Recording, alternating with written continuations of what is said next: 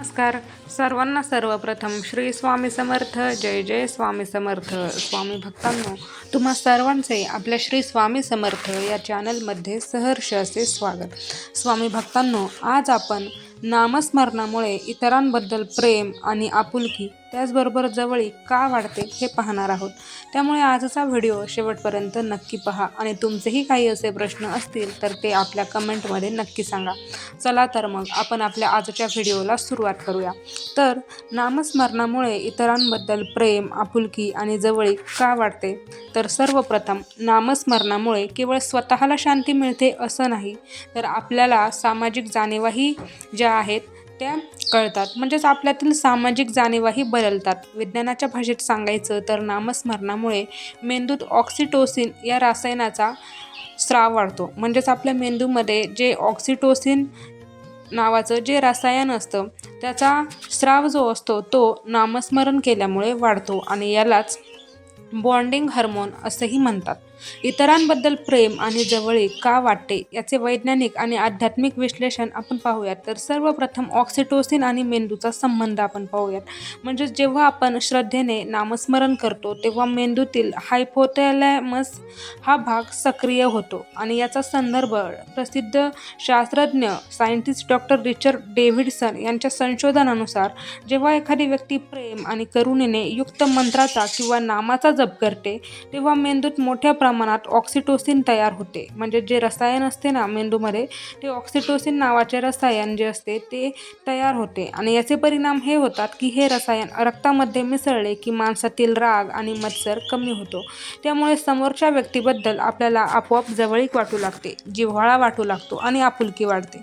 त्याचबरोबर दुसरं म्हणजे मीपणाचे विसर्जन. पहा, जेव्हा आपण नामस्मरण करतो म्हणजेच महाराजांचा जप श्री स्वामी समर्थ या मंत्राचा जेव्हा आपण जप करतो, नामस्मरण करतो, तेव्हा आपल्यातील मीपणाचं मोठेपणा असेल किंवा मीपणाचं जो इगो असेल, अहंकार असेल, घमंड असेल, गर्व असेल, त्याचं विसर्जन होतं. म्हणजे तो मुळापासून नष्ट होतो. आपल्याला इतरांबद्दल परकेपणा तेव्हाच वाटतो जेव्हा आपला अहंकार हा मोठा असतो आणि जेव्हा आपण नामस्मरण करतो तेव्हा काय होतं की कुठेतरी मीपणाचा जो मोठेपणा आहे तो मुळापासून नष्ट होतो.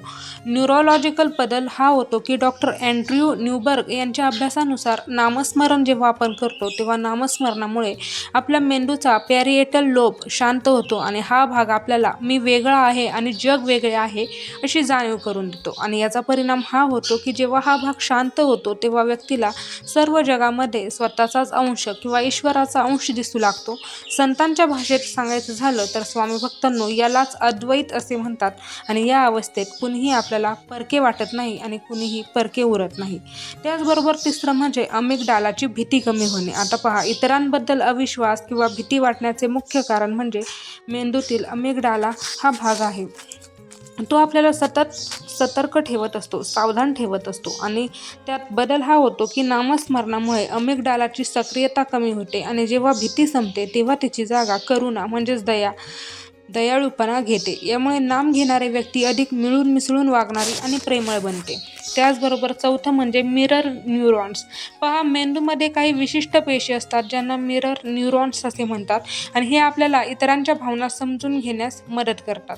आता त्याचे परिणाम काय होतात ते पाहूयात. तर नामस्मरणामुळे या पेशींची संवेदनशीलता वाढते आणि त्यामुळे समोरच्या व्यक्तीचे दुःख किंवा आनंद आपल्याला चटकन समजतात. संतांच्या भाषेत याला सांगायचे झाले म्हणजे संतांच्या भाषेत समजवायचे झाले तर स्वामी भक्तांनो, जे का रंजले गांजले त्यांचे म्हणे जो आपुले ही वृत्ती नामस्मरणामुळे विकसित होत असते. त्यामुळे नामस्मरण हे अति आवश्यक आहे. या कलियुगामध्ये नामस्मरणाशिवाय पर्याय नाही आणि नामस्मरणाला आधार नाही. त्यामुळे नामस्मरण केलेच पाहिजे, ते अनिवार्य आहे. त्याचबरोबर पाचवं म्हणजे वेगस नर्व आणि सामाजिक जवळीक. आता पहा, जेव्हा आपण नामाचा उच्चार करत असताना आपल्यामध्ये निर्माण होणारे जी कंपने असतात, जे स्पंदने असतात, त्यालाच वेगस नर्व असे म्हणतात. आणि जेव्हा आपण नाम घेत असतो, नामाचा उच्चार करत असतो, तेव्हा हे वेगस नर्व जे असतात ते उत्तेजित होतात, ते उत्तेजित करतात. त्याबरोबर याचा वैज्ञानिक संदर्भ असा आहे की उच्च व्हॅगल टोन असलेल्या व्यक्ती सामाजिकदृष्ट्या अधिक आनंदी आणि इतरांशी जोडलेले असतात. नामस्मरण हा व्हॅगल टोन सुधारण्याचा सर्वात प्रभावी मार्ग आहे, म्हणून नामस्मरण करा. यातून निष्कर्ष हा निघतो की नामस्मरण हे केवळ देवाचे नाव घेणे नसून ते आपल्या मेंदूला हृदयस्थ राहण्यासाठी, स्थिर होण्यासाठी दिलेले प्रशिक्षण आहे. ऑक्सिटोसिनच्या वाढीमुळे आपण अधिक सहनशील, प्रेमळ, दयाळू, संयमी बनतो. त्याचबरोबर स्वामी समर्थ महाराजांचा संदेश हा आहे की सर्वानुभूती परमेश्वर पहा हे केवळ आध्यात्मिक सत्य नसून नामस्मरणाने मेंदूत घडणारा एक भौतिक बदल आहे, म्हणून नामस्मरण केले पाहिजे. नामस्मरण आजच्या काळात अति आवश्यक आहे. तर स्वामी भक्तांनो, तुम्हाला आजचा व्हिडिओ कसा वाटला, त्याचबरोबर आजची ही नाविन्यपूर्ण नवीन अशी माहिती तुम्हाला कशी वाटली ते कमेंटमध्ये नक्की सांगा. आणि तुमचेही काही असे प्रश्न असतील तर ते आम्हाला कळवा. भेटूयात पुन्हा एकदा अशाच व्हिडिओमध्ये. तोपर्यंत सर्वांना श्री स्वामी समर्थ. जय जय स्वामी समर्थ. धन्यवाद.